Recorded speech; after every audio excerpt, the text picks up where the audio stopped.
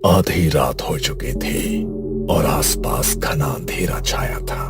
एक टूटे हुए खंडहर के बीच हवन कुंड की आग सुलग रही थी और उसके सामने बैठा था अघोरम, जो था गांव का सबसे सिद्ध पुजारी। उसके सामने एक मूर्ति रखी थी जिसका शरीर इंसान का था, सिर किसी भैंस जैसा था और पेट में आग की भट्टी थी। ओम छर छर मोलकाय नमः। ओम छर छर मोलकाय नमः।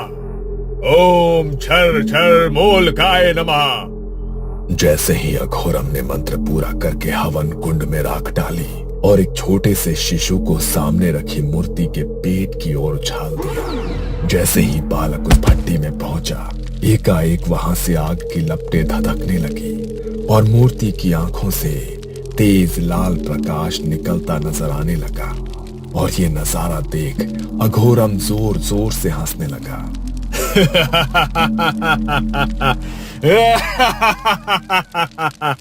तुम जाग उठे मोलक देव, तुम जाग उठे। अब सब मंगल ही मंगल होगा।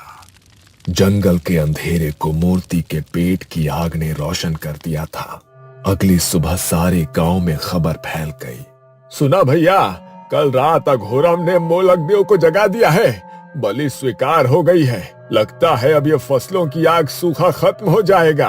अरे ये किसी और के बस का काम था भी नहीं, ये सिर्फ अघोरम ही कर सकते हैं। तभी तो वो गांव के सबसे सिद्ध पुजारी माने जाते हैं। मोलक की सेवा में तनिक भी गलती हो जाए तो जान पर बनाती है, लेकिन अघोरम बाबा के रहते हमारे गांव का कभी अमंगल हो ही नहीं सकता। हाँ, लेकिन अब वही होगा जिसके लिए सारे गांव का दिल थर थर कांपता है। हर अमावस को बलि देनी होगी। अघोरम मोलक का सेवक था। कहते थे ये सिद्धि उन्हें विरासत में मिली थी। अगर मोलक देवता खुश हो जाए तो गांव में हरियाली होती थी, फसलें दोगुना लहलहाती थी, लोग बीमारियों से दूर रहते थे और घर में खुशियां लौट आती थी। और अगर देवता नाराज हो जाए तो सूखा, तरह तरह की बीमारियां और भूखमरी से गांव वाले बेहाल हो जाते थे। इसलिए अघोरम हर साल अपनी जान पर खेलकर वो हवन करता था, क्योंकि मोलक के भोग में हुई एक गलती, मतलब साधक की बलि। नहीं, मैं भूखी मरने को तैयार हूँ, बीमारी भी झेल लूंगी, लेकिन अपने बच्चे की बलि नहीं दूंगी। फसल में आग लगी तो लगी, मेरा बच्चा इसकी भरपाई क्यों करेगा? बात को समझो सरला, ये तुम्हारे बच्चे की बलि नहीं है, ये तो पूरे कबीले की रक्षा के लिए मोलक का प्रसाद बनेगा। गांव की रक्षा के लिए उसे सालों सालों तक याद रखा जाएगा। हर दिन पहला निवाला तेरे बेटे के नाम का निकालेंगे गांव वाले। मैंने कह दिया ना, मैं अपने बच्चे की बलि नहीं देने दूंगी, चाहे तो मेरी जान ले लो। नहीं, बलि तो बस एक बालक की ही होगी। देवता को चाहिए निर्मल मन, निष्पाप आत्मा, और इस धरती पर बच्चों से ज्यादा पवित्र कौन है? समय मत गंवाओ। जो समय पर मोलक को भोग ना मिला तो उसका कहर टूटेगा पूरे गांव पर। अच्छा, तो तुम ऐसा करो, अपने बेटे को भोग चढ़ा दो उस देवता को। गांव के लिए इतना तो कर ही सकते हो। सरला की बात सुनकर अघोरम को बहुत गुस्सा आता है, लेकिन वो कुछ कहता इसके पहले ही सरपंच चिल्ला पड़ता है। अगर अघोरम के वंशज को कुछ हो गया तो आने वाले समय में हमें मोलक देवता के क्रोध से कौन बचाएगा? मूर्ख औरत, तू पहली नहीं है जिसने अपने बच्चे की बलि दी है। इस बरस मोलक देवता ने तेरे लड़के को चुना है, इसलिए अपने आप को भाग्यशाली समझ और हट हमारे रास्ते से। सरला एक विधवा असहाय औरत थी। वो रोती बिलखती रह गई और गांव वाले उसके बच्चे को उससे छीन कर ले गए। उसे खंडहर की ही एक काल कोठरी में रखा गया। बच्चा एक कोने में डरा सहमा बैठा था जब अचानक से दरवाजा खुला और बाहर की रोशनी अंदर आई। कौन? सामने से एक भारी डरावनी हंसी आई। मोलक देवता। अघोरम ने बच्चे को खाने को कुछ दिया और बच्चा वहीं पर बेहोश हो गया। थोड़ी देर बाद अघोरम उसे गोद में लेकर मोलक की मूर्ति के आगे बनाई गई एक चिता पर लिटा देता है और मूर्ति की तरफ देखकर बोलता है, अग्नि साक्षी बन, पवित्र आत्मा अर्पित है। इतना कहकर अघोरम बच्चे को मोलक की मूर्ति को समर्पित कर देता है। मूर्ति के पेट से तेज लपटें उठने लगती हैं। एक अजीब सा सन्नाटा पसर जाता है। रात का अंधेरा इतना गहरा था कि लगता था जैसे जंगल ने चांद को ही निगल लिया हो। अघोरम की सांसें तेज थी। उसकी आंखें अचानक लाल हुई और शरीर अकड़ने लगा। उसने किसी जानवर की तरह आसमान की ओर मुंह करके एक डरावनी आवाज निकाली और फिर मूर्ति की तरफ देखने लगा। अचानक पेट की भट्टी से राख हवा में उठने लगी, जैसे किसी अनदेखे चक्र में घूम रही हो। अघोरम ने अपना हाथ आगे बढ़ाया और सारी राख उसकी हथेली पर आकर ठहर गई। मेरी बलि पूरी हुई, अब मैं और भी शक्तिशाली हो गया हूं। मूर्ख गांव वाले इतना भी नहीं समझते कि ये सूखा जली हुई फसलें और गांव की महामारी कोई देवता का श्राप नहीं है। ये इस अघोरम का षड्यंत्र है। देवता अघोरम देवता ही सबसे बड़ा देवता है। उसकी नसें उभारने लगी और आंखों के अंदर हल्की लाल चमक तैर गई। खंडहर की दीवारों पर उसकी परछाई 3 गुना बड़ी दिखाई देने लगी। राकेश ने देखा कि गांव के एक पुराने मंदिर में कुछ बच्चे खेल रहे हैं। उन्होंने जमीन पर मिट्टी से एक मूर्ति की आकृति बना रखी थी और एक बालक उसके ठीक सामने आंखें बंद किए किसी योगी की मुद्रा में बैठा हुआ था। अरे बच्चों, क्या खेल रहे हो? बलि का खेला। बच्चे की बात सुनकर राकेश चौंक जाता है। क्या क्या कहा? बलि का खेल? ये कैसा खेल हुआ भला? बाबा, पूरे गांव में महामारी फैल गई है, लोग मर रहे हैं, कुछ करो।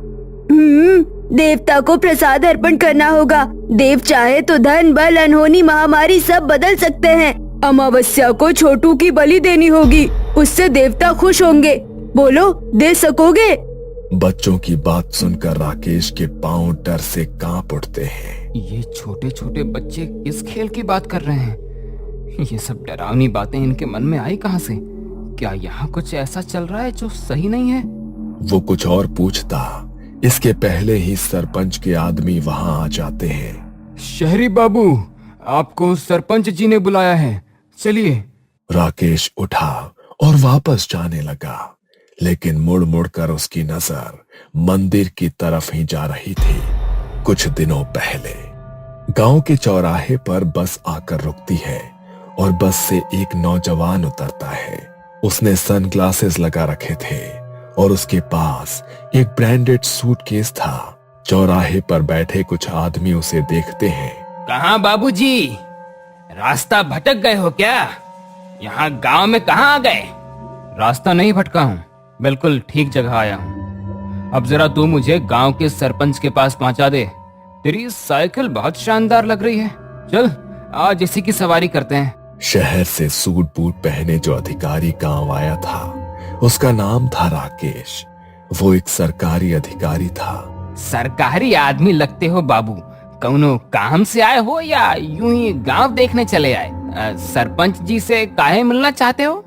हाँ, जिला शिक्षा विभाग से आया हूँ। सुना है कि इस गांव में स्कूल में बच्चों की संख्या अचानक से कम हो रही थी। जब जवाब मांगा तो स्कूल में बच्चों ने आना छोड़ दिया और सरकार को स्कूल बंद करना पड़ा। अभी बेसिक शिक्षा विभाग ने अपनी रिपोर्ट बनाने के लिए मुझे भेजा है, कुछ समझे? राकेश की बात सुनकर भोलू ने अचानक से साइकिल रोक दी और चौंक कर पीछे देखने लगा। अरे क्या हुआ भाई, कोई भूत देख लिया क्या? जरा जल्दी करो, मुझे बहुत काम है। क्या तुम यहाँ जांच पड़ताल करने आए हो? हाँ, तो इसमें घबराने की क्या बात है? सरकारी योजना ऐसे ही बंद थोड़ी होती हैं। घबराया हुआ भोलू फिर से साइकिल चलाने लगता है और इस बार वो जोर जोर से पैडल मार रहा था। राकेश ने कई गांव देखे थे, लेकिन ऐसा गांव पहली बार देख रहा था जहां रास्ते भर कोई बच्चा नहीं दिखाई दिया। हर गली में बस सन्नाटा छाया था। लो बाबू, आ गया सरपंच जी का घर, अब हम चलते हैं। धन्यवाद, फिर मिलेंगे।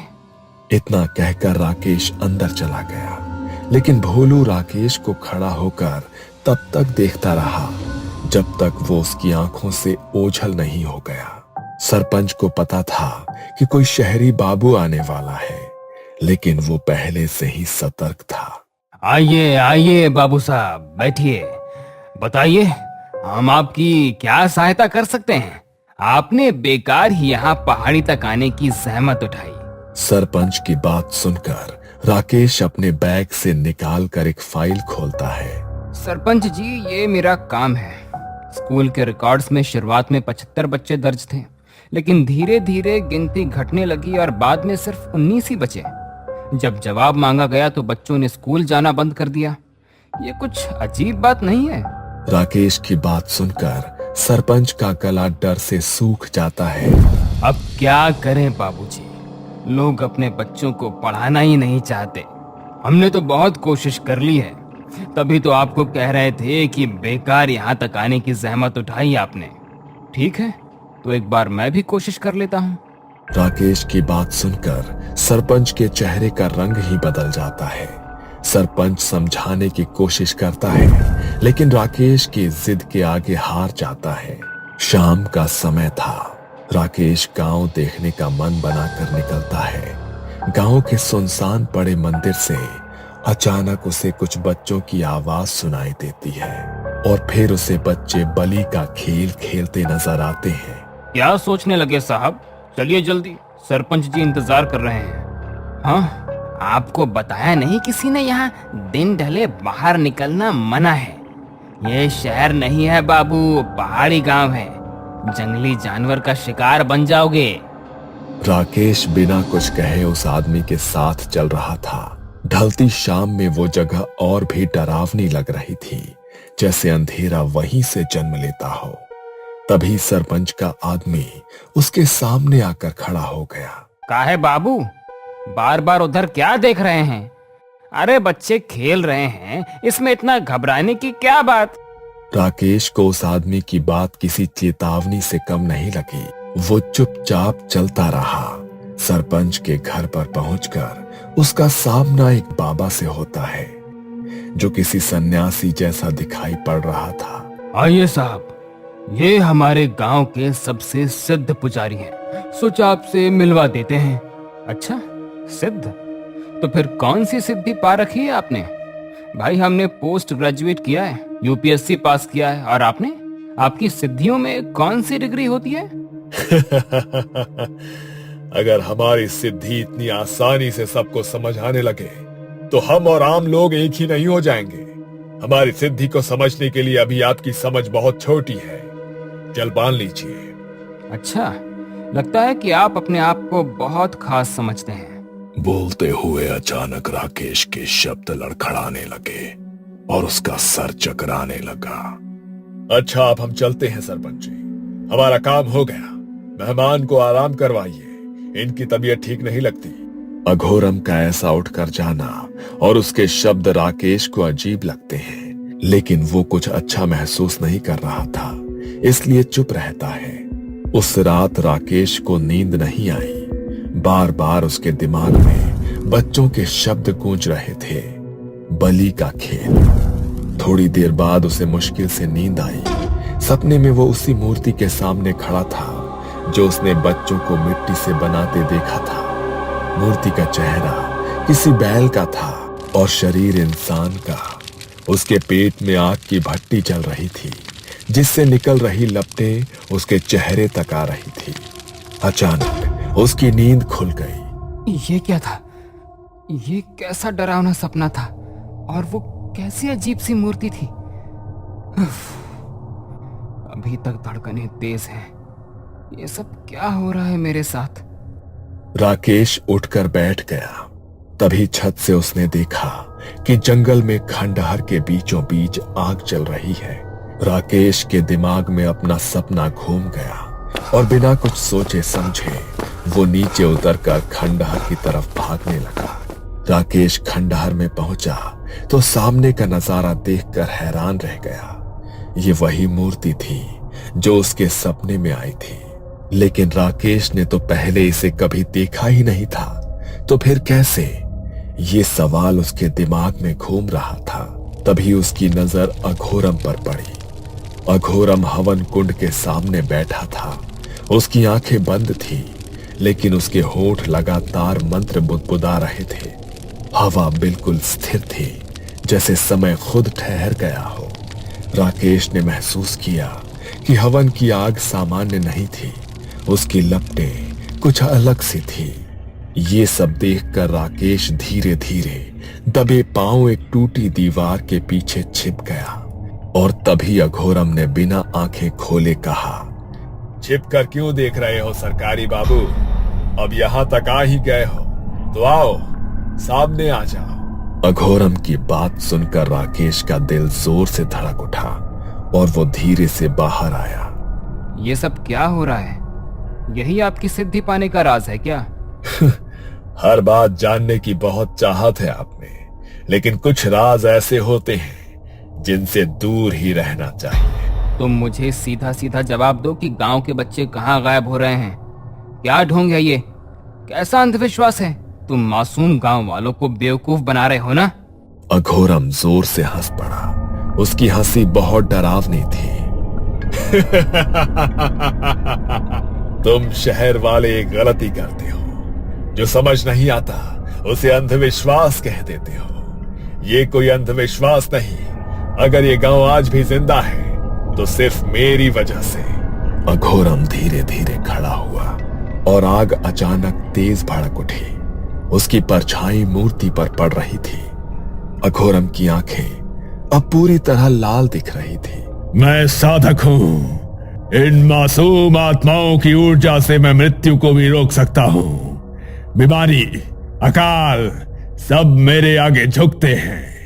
बस फर्क इतना है कि ये मूर्ख लोग गांव वाले नहीं जानते कि ये मोलक कोई देवता नहीं, शैतान है।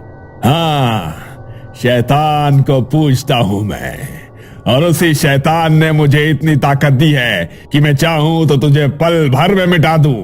मेरे ही कहने पर गांव के लोगों ने ईश्वर को पूजना छोड़ दिया। मोलक के प्रकोप के डर से गांव के हर घर शैतान की उपासना होती है। गांव का वो खाली खंडहर मंदिर देखा है ना तूने? मैं बनूंगा शैतान का असली उत्तराधिकारी। बस 7 बरस और इसके बाद मैं अमर हो जाऊंगा।